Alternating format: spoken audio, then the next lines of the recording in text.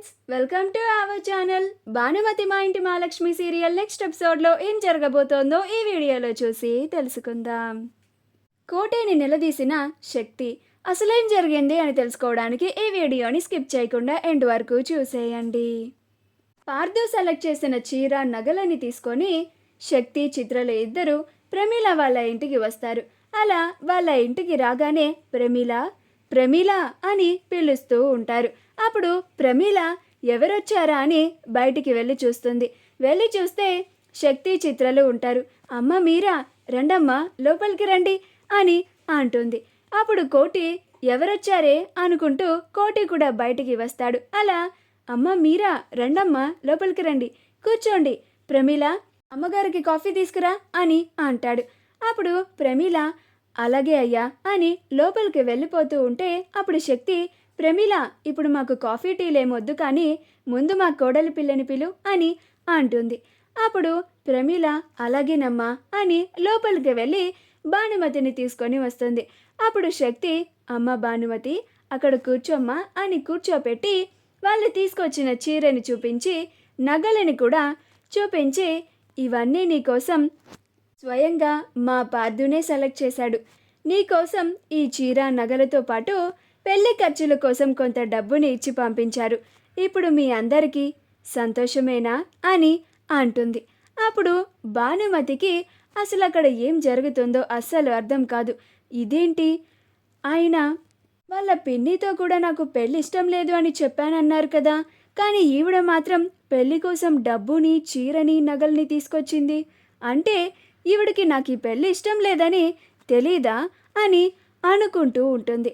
అప్పుడు శక్తి ఏంటి కోడలి పిల్ల, మా అబ్బాయి సెలెక్ట్ చేసినవి నీకు నచ్చలేదా అని అంటుంది. అప్పుడు భానుమతి ఏం మాట్లాడదు. అప్పుడు కోటి భానుమతిని అలానే చూస్తూ ఉంటాడు. అప్పుడు శక్తి ఏంటి కోడలి పిల్ల, నువ్వు సంతోషంగా లేవా అని అంటుంది. అప్పుడు భానుమతి నాకు సంతోషం కాదు, విచారంగా ఉంది. మీరందరూ కలిసి నా జీవితాన్ని నాశనం చేయాలనుకుంటున్నారు అని అంటుంది. అప్పుడు కోటి అదేంటి భాను అలా మాట్లాడుతున్నావేంటి, నీకోసం నువ్వు పెళ్లిలో కట్టుకోవడానికి వేసుకోవడానికి చీర నగలు తీసుకొచ్చారు, ఇలా నేనా మాట్లాడేది అని అంటాడు. అప్పుడు భానుమతి ఇది నాకు మీరందరూ సంతోషంగా చేసే పెళ్లి వేడుక అనుకుంటున్నారు, కానీ మీరందరూ కలిసి నాకు చేస్తున్న కన్నీటి మహోత్సవం అని అంటుంది. ఆ మాట వినగానే శక్తి చిత్రలు ఇద్దరు ఆశ్చర్యపోతారు. ఇదేంటి భానుమతి ఇలా మాట్లాడుతోంది, అంటే భానుమతికి ఈ పెళ్ళి ఇష్టం లేదా అని అనుకుంటూ ఉంటారు. అప్పుడు శక్తి కోటి ఏంటిది అని అంటుంది.